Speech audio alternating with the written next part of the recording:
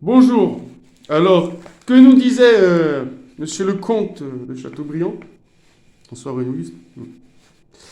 Monsieur le comte à propos de l'amour. Écoutez, c'est magnifique.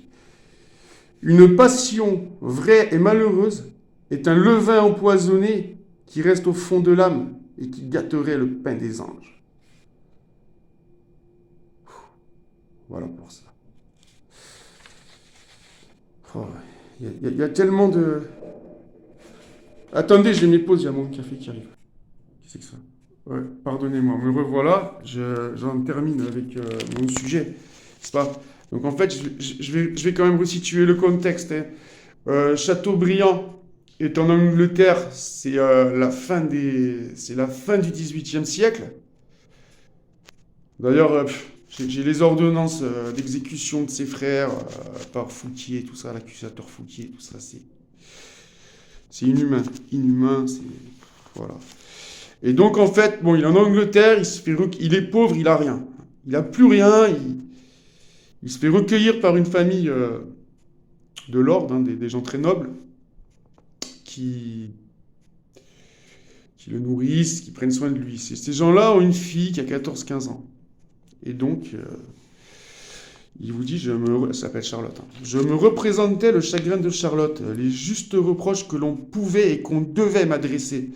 Car enfin j'avais mis de la complaisance à m'abandonner à une inclination dont je connaissais l'insurmontable illégitimité. Oui, parce que quand les parents de Charlotte se sont concertés, ils ont dit qu'il ferait un très bon mari pour leur fille.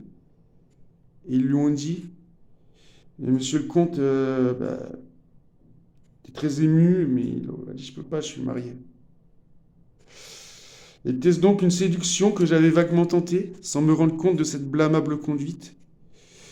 Mais en m'arrêtant comme je le fis pour rester honnête homme, ou en passant par-dessus l'obstacle pour me livrer à un penchant flétri d'avance par ma conduite, je n'aurais pu que plonger l'objet de cette séduction dans le regret ou la douleur. Voyez un peu la noblesse des sentiments, 19e, ouais, 18e, 19e siècle. Ouais, on est très loin de ce qu'on peut voir maintenant, où on nous propose de faire des troupes, de tout, quoi. Des choses vraiment. Ça me dépasse moi-même ce qui se passe maintenant, vous voyez.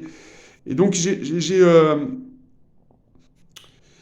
trouve cette littérature absolument délicieuse. Et ce qui me gêne, c'est qu'elle soit dénigrée justement par ces mêmes caves-là qui veulent nous imposer tout et n'importe quoi. Vous voyez?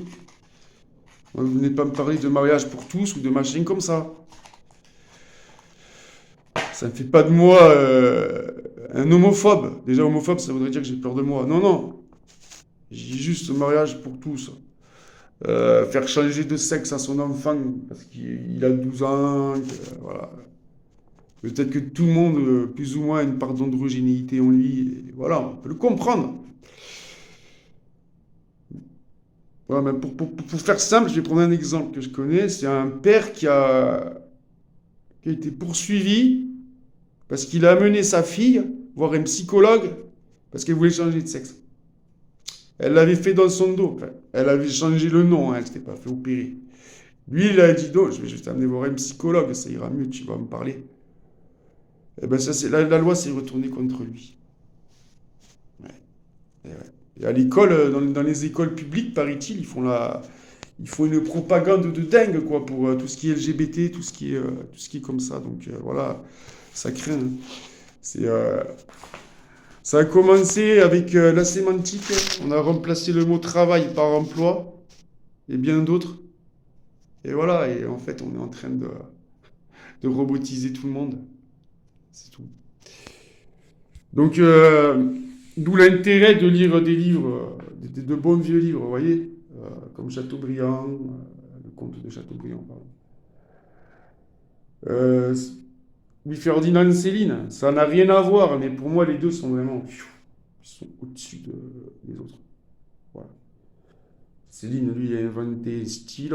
Chateaubriand, lui, c'est là. Il rend les mots, mais d'une façon. Il y a de la noblesse dans ses écrits. Voilà. Ce n'est pas qu'un noble, hein. Ce n'est pas... Et en plus, dans ses mémoires, on se rend compte réellement de ce que fut, ce que les gens appellent une révolution, mais c'était un coup d'État, hein, le coup d'État des bourgeois qui en voulaient aux nobles. Mais bon, quand on, quand on, quand on lit ce que je lis, on comprend pourquoi il est noble, hein. J'aurais été roi de France, je l'aurais fait noble. Vous voyez.